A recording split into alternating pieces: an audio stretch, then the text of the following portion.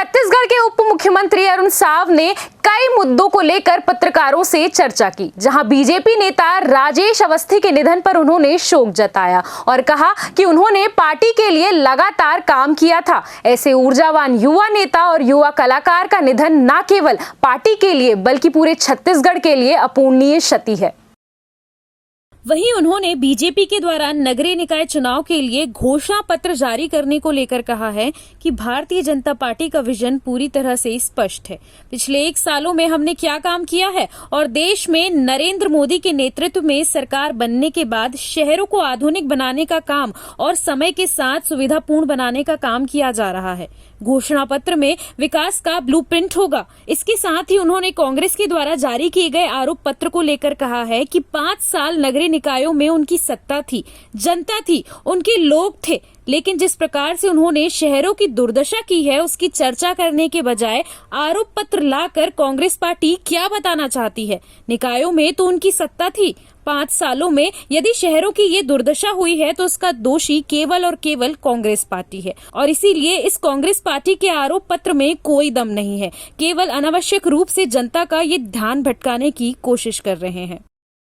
देखिए, भारतीय जनता पार्टी का विजन पूरी तरह से स्पष्ट है। पिछले 1 सालों में हमने जो काम किया है और देश में नरेंद्र मोदी जी के नेतृत्व में सरकार बनने के बाद जिस तरीके से शहरों को आधुनिक बनाने का काम, आधुनिक समय के साथ सुविधापूर्ण बनाने का काम किया जा रहा है, वो निश्चित रूप से उसी विजन को आगे बढ़ाने का काम हम कर रहे हैं। शहर हमारे सुंदर हों, स्वच्छ हों, सुव्यवस्थित हों, इसी विजन से आगे बढ़ेंगे। और आज हमारा घोषणा पत्र आएगा। हम किस दिशा में नगरीय निकायों को ले जाना चाहते हैं उसकी झलक, उसका ब्लूप्रिंट एक तरह से उस घोषणा पत्र में होगा। बहुत ही ऊर्जावान और प्रतिभाशाली कलाकार छत्तीसगढ़ी कला और संस्कृति को पूरी मजबूती से आगे बढ़ाने का काम राजेश अवस्थी जी कर रहे थे। भारतीय जनता पार्टी से जुड़कर भी उन्होंने लगातार पार्टी के लिए काम किया। ऐसे ऊर्जावान युवा नेता, युवा कलाकार का निधन न केवल पार्टी के लिए वरन संपूर्ण छत्तीसगढ़ के लिए अपूरणीय क्षति है। ऐसे युवा साथी को मैं अपनी विनम्र करता हूँ। उनके परिजन, उनके शुभचिंतकों को इस असीम दुख को सहने की शक्ति प्रदान करे। परमपिता परमेश्वर ऐसी प्रार्थना करता हूँ। देखिए, 5 साल नगरीय निकायों में उनकी सत्ता थी, उनके लोग थे।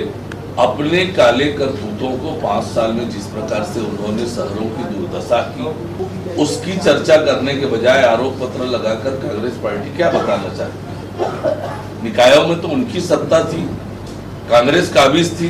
5 सालों में यदि शहरों की दुर्दशा हुई है तो उसका दोषी तो केवल और केवल कांग्रेस पार्टी है। और इसलिए ये कांग्रेस पार्टी का आरोप पत्र में कोई दम नहीं है, कोई आधार नहीं है। अनावश्यक रूप से जनता का ध्यान भटकाने की कोशिश है। पर छत्तीसगढ़ की जनता ने बखूबी देखा है, आजमाया है इन्हें, और किस तरह से लूट खसोट और अव्यवस्था नगरीय निकायों में हुई है वो सबके सामने है। और इसीलिए आज नगरीय निकायों में भारतीय जनता पार्टी के पक्ष में एक तरफा माहौल है। CCN शार्क न्यूज के लिए ब्यूरो रिपोर्ट।